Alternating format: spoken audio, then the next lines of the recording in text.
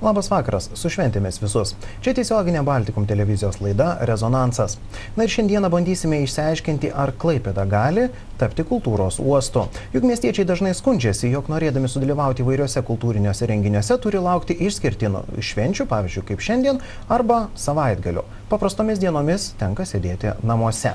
Ir šiandieną į visus klausimus pabandys mums atsakyti, pafilosofuoti, padiskutuoti mūsų šio vakaro svečiai. Tai yra mokslų daktaras Eugenijus Gentvilas. Labas vakaras. Sveiki. Ir taipogi docentas Vytautas Grubliauskas. Sveiki. Labas vakaras. Taigi šiandieną vasario 16 su šventėmis ir jūs. Ačiū. Dėkui. Dalyvavo šiandieną renginiuose. Ar ne mieste, kas vyko? Tai kaip galvojat, vis tik tas mano anonsas ir pristatymas temos, ar tikrai taip yra, kad mums Klaipėdoje renginiams reikia išskirtinių švenčių, išskirtinių datų arba kažkokių tai savaitgalių? Nu, ko pradėsim? Vytautai, nuo jūsų. Jūs taip žiūrit visas pusės, galvoju, ieškot, kur atsitraukti. Ne, tai atsitraukti tikrai nenorėčiau, jo labiau, kad kaip tik atėjom pabandyti rasti atsakymus į klausimus, kuriuos jūs keliat. Na, iš tiesų, aš galbūt pradėčiau nuo pačios laidos temos, kad apie Klaipėdą kaip kultūros uostą. Aš manau, kad Klaipėda, ne tai, kad reikia būti, Klaipėda tikrai yra kultūros uostas. Ir manau, kad kitos išeities neturi. Eugenijus Gentvilas daktaras kaip uosto specialistas šiandien ir čia, kadangi kalbam nors ir apie kultūros uostą, leidžiu savo pajuokauti. Bet iš tiesų aš galbūt tik tai skelčiau klausimą kitokiu aspektu, kad ką padaryti arba ką mes galim dar padaryti geriau ir geresnio, kad Klaipėda taptų tokios niekada neužšalančios kultūros uostų, kad tas kultūros uostas būtų gyvybingas ir darbingas ir įdomus renginiais, įdomus įvairiomis naujomis iniciatyvomis ir kitokiais dalykais, kurie puošia Klaipėdą ir kurie paryškina mūsų miesto identitetą. Tai aš manau, šito aspektu tikrai yra apie ką pakalbėti, yra ką galbūt galima padaryti geriau, bet jokių būdų aš nenorėčiau sutikti su tom, kad Klaipėda yra užšalantis uostas arba kultūros prasme užšalantis uostas arba akcijinis, kaip sakykime, kultūros prasme miestas, kada kultūrinis gyvenimas aktyvėja tik tais, kaip jūs sakot, savaitgaliais arba išskirtinių valstybinių švenčių metu. Manau, kad taip tikrai nėra. Aišku, gali būti geriau ir nebejoju, kad ateinantį naujoji miesto taryba ras sprendimus, kad tas gyvenimas taptų dar aktyvesnis, įvairesnis. Ir galimybė tam yra, potencialo tam yra. Klaipėda tikrai yra potencialus miestas tiek atlikėjų gausos prasme, tiek jų profesionalumo aspektų. Maksimaliai tai išnaudoti. Aš manau, mes dar turim resursų ir aš nebejoju, kad mes tą padarysim. Aš gal pridurčiau tiek, kad mes turbūt nesame tie, apskritai tiek aš, tiek Vytautas, tiek mūsų kolegos, kurie dejuotumėme ir viską neigtumėme, nors noriu pabrėžti, kad šitoje kadencijoje buvome opozicijoje, bet, na, žinot, būtų keistoka, jeigu atsirastų kažkokia kultūrinė opozicija, kad mes viską neigiame, atvirkščiai. Mes daug ką sustipriname, daug kam pritarėme, net ir valdančiosios daugumos sprendimam. Bet tai neįprasta opozicija. Na, mes dabar kaltiname iš kitų opozicinių partijų, kokia jie opozicija, jeigu kai kuriais klausimais pritardavo miesto valdančiosios daugumos sprendimam. Tai aš noriu pasakyti, nebuvom buki užsispyrėliai, vien dėl to, kad politiškai esame opozicijai, nereiškia, kad viską neigsime. Kai kurie yra tokie neigėjai, mes tokie nebuvome. Tai grįžtant prie kultūros dalykų.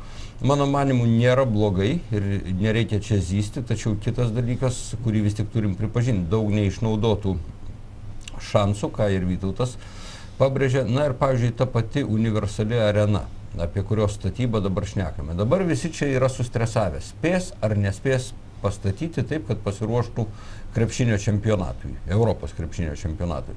Esmė ne čia. Mano įsitikinimu, šita arena seniai turėjo stovėti Klaipėdoje, kad nereiktų šiandien diskutuoti dėl suspėjimo krepšinio čempionatui ir jeigu jinai seniai būtų stovėjusi, daugybė kultūrinių renginių ar garsių atlikėjų būtų apsilankę Klaipėdoje, klaipėdiečiai neturėtų sėdėti vakarais prie televizoriaus, kaip jūs sakote, ir galvoti, ką čia nuveikus, kaip čia pasikultūrinus.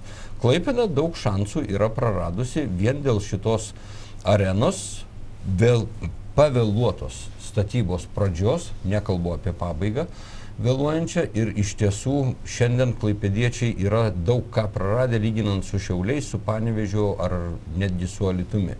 Tai truputį apmaudu dėl tokių dalykų. Aš norėčiau Vytauto paklausti, jūs vis tiek kaip atlikėjas, sakykit, kuo atlikėjams nepatinka Žvejų kultūros rūmai? Tarkim, kodėl jie būtent nori arenos, ko trūksta šiuo atveju? Na, aš nežinau, ar atlikėjai tikrai nori arenos, kurios dar nėra ir sunku pasakyti, kaip arena, nors jinai formaliai vardinama kaip daugia funkcinis kompleksas, kuriame sportas ir kultūriniai renginiai turėtų jaustis patogiai, arba tiksliau tariant, infrastruktūra būti paruošta ir tam ir tiem.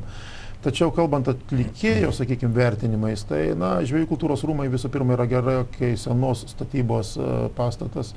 Akustinė prasme jis yra labai nedėkingas, kita vertus salės jaukumo, apie tai aš net nekalbu, ir atlikėjui groti arba dainuoti ar šokti scenoje, kur yra tikrai pakankamai gili ir didžiulė, žiūrovai yra vėlgi nuo scenos yra pakankamai toli. Šiuolaikiškais reikalavimais tai tikrai netitinka. Ir aš abejoju, ar, sakykime, iš Žvejų rūmų dar kažką būtų galima išspausti. Aš labai norėčiau tikėti, kad universalioji pramogų ir sporto arena tikrai pagyvins kultūrinį gyvenimą ir aš nebejoju, kad tie koncertai, ypatingai garsių užsienio atlikėjų koncertai, kurie šiai dienai aplenkė Klaipėdą vien dėl to, kad nėra realios koncertinės erdvės su atitinkančius reikalavimus tokiems koncertams. Ar arena atitiks tos reikalavimus? Man sunku atsakyti, aš nelabai žinau, kokia ten bus akustika, nes daktaras Eugenijus Gentvilas labai teisingai pastebėjo, kad iš esmės yra labai koncentruojamas dėmesys į tą sportinį aspektą ir natūralu, jo labiau, kad ir jo, sakykime, data atidarimo yra susieta su krepšinio čempionatu artėjančiu, tačiau aš manau, kad tas multifunkcionalumas jos būtent ir atsiskleis, kiek jinai yra dėkinga pirmiausiai akustiniu požiūriu, po to aišku ir žiūrovams transformacija salės, kiek yra dėkinga tiek žiūrovams, tiek atlikėjams. Kita vertus vėlgi, mes kalbam apie Klaipėdą kaip apie vienintelį uostamiestį Lietuvoje, tačiau ir dėl objektyvių ir aišku galbūt ir tam tikrų subjektyvių priežasčių, nesinori, kaip Eugenijus sako, dejuoti ir eilinį kartą lieti kažkokias nuoskaudas, bet deja Klaipėda šiai dienai iš tiesų yra kultūrinių ne tiek paslaugų, kultūrinių įstaigų aspektų, iš tikrųjų gerokai nuskriausta. Prisiminkim teatro istoriją. Skaudu, graudu, dėja. Sakau, tam yra objektyvių priežasčių, bet aš labai tikiu, kad situacija tikrai keisis ir tiek ypatingai viltį kelia labai aktyviai vykdomas dramos teatro remontas. Ir aš labai laukiu, kaip klaipėdietis, kaip žmogus, kuriam kultūra tikrai labai svarbi, kada mes tikrai turėsim pasirinkimą ne tik savaitgaliais, bet ir kiekvieną dieną arba bent jau daugelį savaitės dienų galimybę pasirinkti. Ar mes einame į muzikinį teatrą ir dramos teatrą, ar mes einame į pramogų areną. Ir labai norėčiau, kad tas laikas ateitų kuo greičiau. Tai yra mūsų visų miestiečių, mūsų kiekvieno klaipėdiečio rūpestis ir bendras reikalas. Čia galbūt yra ir... Atsiprašau, aš jums nebeleisiu dabar šnekėti, gal pašnekam su mūsų žiūrovu pirmųjų šį vakarą. Labą vakarą. Labą vakarą. Kuo vardu jūs? Petras. Taip, Petrai, klausom. Norime paklausti pono Vytauto. Jūs prisidėjęs prie kultūros labai daug, žinoma, ir džiazo festivalis ir viską, bet ar jūs dabar einat Seimo nario pareigas, kad lygtai docentų įsivadinęs, ar ne? Ir pono Eugenijaus norėčiau paklausti. Reiškia, kada buvot meru, įsileidot tokį prekybos centrą Akropolį, kur dabar ten kultūros sočiai. Tai ar nesigailit? Dėkui Jums. Ironiškas klausimas šiek tiek, gal... Gerai, tai aš pradėsiu. Man esant meru, Akropolio savokos dar iš viso nebuvo.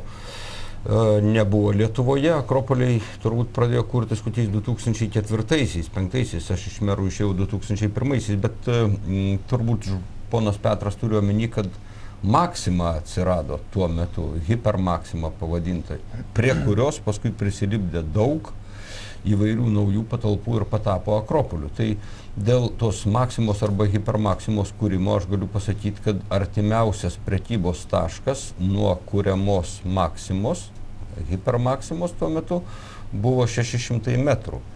Taigi šita Maxima atsiradusi tuo metu nenusiaubė, nesunaikino smulkaus verslo, prekybinio verslo, kuris buvo mieste, kadangi buvo atitraukta, atitolinta nuo kitų prekybinių centrų arba pavienių įstaigų prekiaujančių. Tai tuo metu aš nemanau, kad klaida. Akropolio atsiradimas, kaip su kuo palyginti, nors jau nebe mano, sakysim, vadovavimo laikais. Kaip su kuo palyginti, mano manimu, stambieji prekybos centrai tikrai stambiausiai tokie turėtų kurtis užmiestyje, priemestyje, tačiau jeigu palyginsim su Kaunu, kurie sukūrė Akropolį, iš esmės visiškai greta Laisvės alėjos, tai tada Klaipėdoje dar nėra blogai. Tai suprantu ironiją pono Petro klausime, tačiau tai ne Akropolis buvo kūriamas tuo metu 2000-aisiais, o Hipermaxima. Ir Vytauto, Tai jūsų aš tada galbūt klausimo dalis. į savo užduotą klausimą. Na, iš tiesų, ačiū už įvertinimą. Aš tikrai miesto kultūros gyvenime dalyvavau itin aktyviai, kada dar pradėjau organizuoti džiazo festivalius, tas buvo 94-95 metai. Ir labai džiugu, kad šitas renginys įgavo didžiulį tarptautinį pripažinimą. Ir tai yra vienas iš tikrai miesto vardą garsinančių pasaulio renginių ir aš labai tam džiaugiuosi. Dar daugiau džiaugiuosi, kad jisai nepraranda pagreičio net ir man dirbant visiškai kitoje srityje. Na, o dėl pastabos apie docentą, tai matot, vėlgi nepriklausomai nuo mano šiandieninio darbo ar pareigų ir nuo to, kuo aš dirbsiu rytoj ir kur dirbčiau rytoj, docentas tai yra pedagoginis vardas, kurį aš gavau, tiksliau tariant, buvau įvertintas už savo darbus pedagoginėje, akademinėje veikloje dar 2001 metais, jeigu neklystu. Ir šitas vardas, na, jis nėra koks nors nusipirktas arba laikinas, tiesiog juo buvau įvertintas už pedagoginę, meninę veiklą ir didžiuojasi tom ir aš savęs nevadinu docentu, bet jeigu laidos vedantysis pavadina mane docentu, tai jis tikrai nieko nesumelavo, nieko neapgavo ir aš širdyje buvau ir visada liksiu menininku, žmogumi, kuriam džiazas, kaip muzika, kaip menas yra labai artimas dalykas.